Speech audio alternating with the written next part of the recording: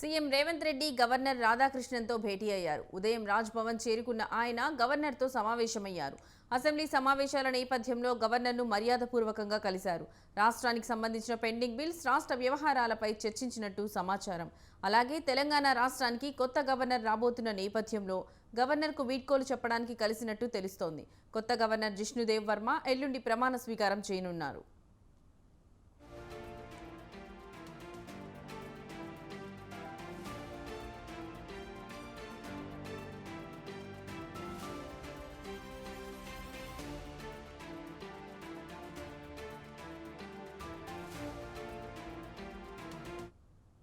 రాష్ట్ర నూతన గవర్నర్గా జిష్ణుదేవ్ వర్మ ఈ నెల 31న రాజ్భవన్లో ప్రమాణ స్వీకారం చేయనున్నారు.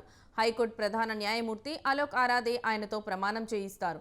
జిష్ణుదేవ్ వర్మ త్రిపుర రాష్ట్రానికి చెందినవాడు. ఆయన గతంలో త్రిపుర మాజీ ఉప ముఖ్యమంత్రిగా పనిచేశారు. జిష్ణుదేవ్ వర్మ త్రిపుర రాజకుటుంబంలో సభ్యుడు.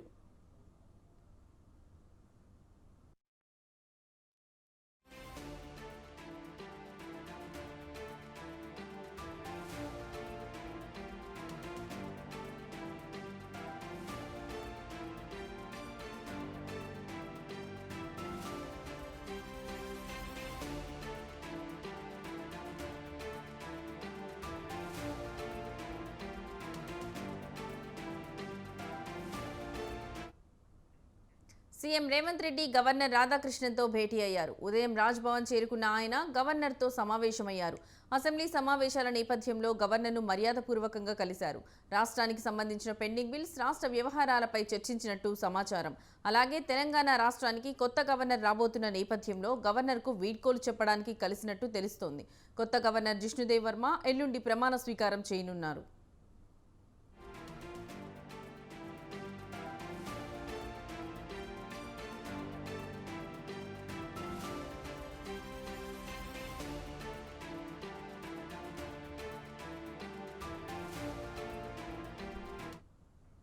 రాష్ట్ర నూతన గవర్నర్గా జిష్ణుదేవ్ వర్మ ఈ నెల 31న రాజ్భవన్లో ప్రమాణ స్వీకారం చేయనున్నారు.